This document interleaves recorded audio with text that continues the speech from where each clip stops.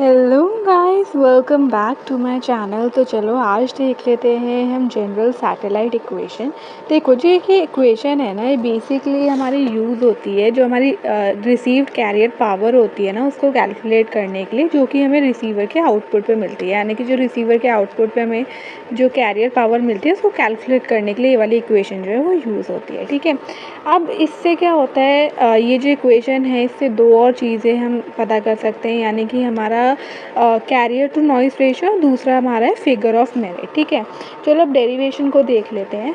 अगर हमारी जो सपोज करते हैं कि हमारी जो ट्रांसमिटेड पावर डेंसिटी है वो है हमारी पीटी। ठीक है, एंड जो हमारा ट्रांसमिटिंग एंटीना गेन है वो है हमारा जीटी।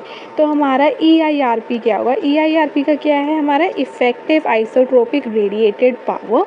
तो ये क्या होगा हमारा? ये होगा हमारा इन दोनों का मल्टीप्लिकेशन, यानी कि power into the antenna gain. Okay, then उसके बाद अगर इसको हम डेसिबल्स में लिखेंगे तो वो हम होगा हमारा कुछ P T D W watt, क्योंकि पावर जो होती है वॉट्स में होती है, and G T which is D B. ठीक है, अब ये बोलते हैं कि देखो हमारा जो डिस्टेंस है ना, ये है हमारा आर। ठीक है, तो ये जो पावर स्प्रेड करेगी ना पूरे के पूरे डिस्टेंस पे, ये यूनिफॉर्मली स्प्रेड करेगी ओवर अ सरफेस। ठीक है, अब सरफेस हमारा स्फेरिकल है, क्योंकि जो अर्थ होती है वो हमारी स्फेरिकल होती है, और अगर यूनिफॉर्मली स्प्रेड कर रही है तो हम इसका पूरे का एरिया लेंगे, है ना।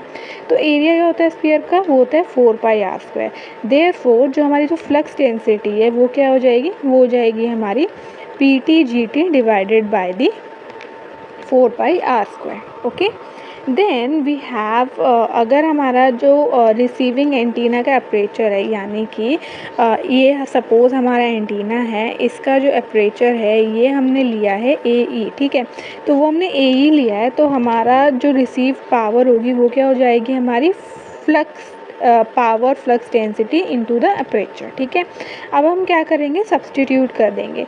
हम क्या करेंगे? एफ़ की जगह जो हमारी ये वाली वैल्यू थी इसको सब्सटीट्यूट कर देंगे, तो हमारा हो जाएगा P T G T A E divided by 4πr²। But at the same time हमें ये पता है कि हमारा जो ए ई होता है वो क्या होता है? हमारा G R into lambda square divided by 4π।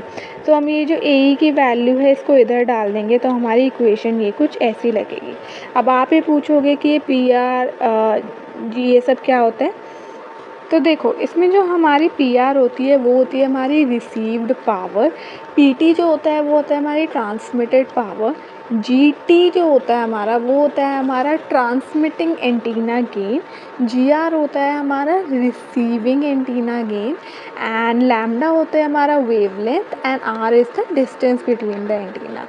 So this was all about the derivation of the general link equation of the satellite, and I hope आपको ये वीडियो अच्छी लगी होगी। तो मिलती हूँ आपसे नेक्स्ट वीडियो में। Till then bye bye.